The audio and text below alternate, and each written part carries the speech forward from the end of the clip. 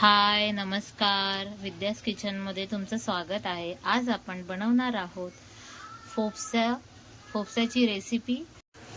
आता आपण फोपस्याची रेसिपीला सुरुवात करूया. फोपसा चांगला धुवून घेतला आहे.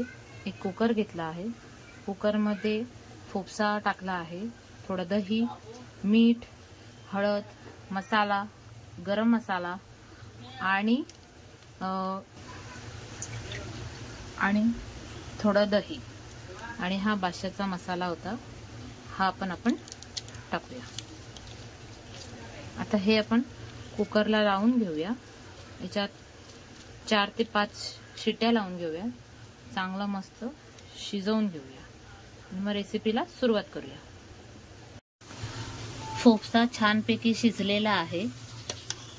हे बघा, मस्त शिजवून घेतलेला आहे. आता ह्याला सुका बनवणार आहोत आपण. आता याच्यामध्ये आपण वाटण टाकणार आहोत आणि चांगलं फोडणीला देणार आहोत.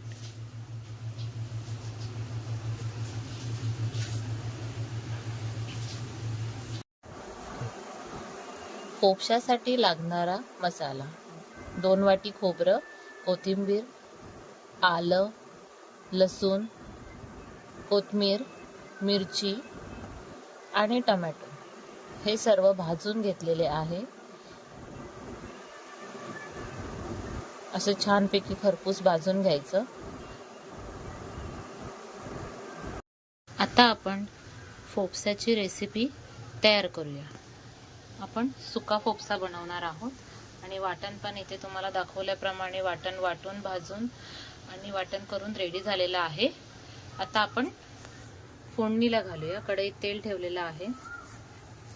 त्यात आपण तेजपत्ता टाकू.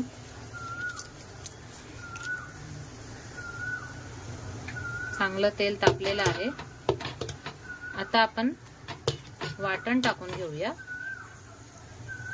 फोपसा आपण सुका बनवणार आहोत.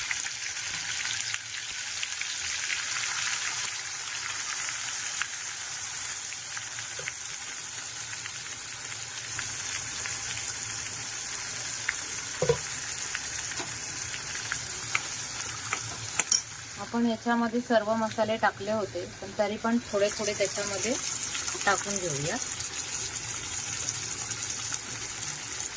तुमच्या आवडीनुसार किती तिखट वगैरे पाहिजे असेल तसं तुम्ही टाका.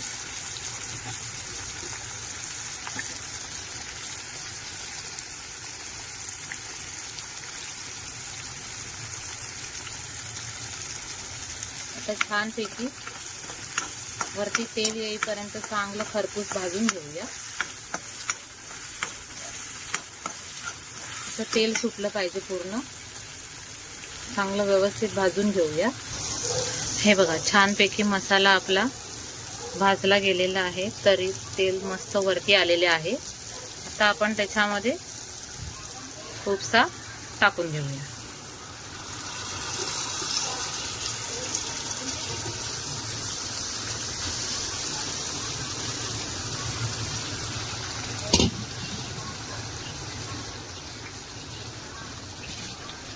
आता व्यवस्थित मिक्स करून घेऊया.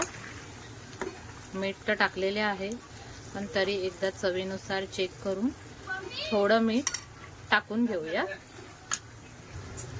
आता आपण त्याला चांगलं जरा 1-2 उकळी आणूया आणि मस्तपैकी वरून कोथिंबीर टाकून चांगलं परतून घेऊया आणि गॅस बंद करूया. सुक्या फोपस्याची रेसिपी रेडी झालेली आहे. आता आपण त्याच्यावरती थोडी कोथिंबीर टाकूया आणि गॅस बंद करूया.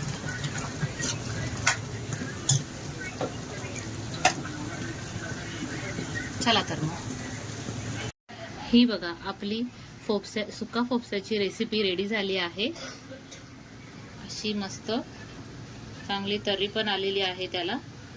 आता आम्ही तरी भातासोबतच खाणार आहोत. तुम्हाला कशासोबत आवडत असेल तुम्ही त्याच्यासोबत खाऊ शकता. याच्यासोबत भाकरी, भात, चपाती काही खाऊ शकता.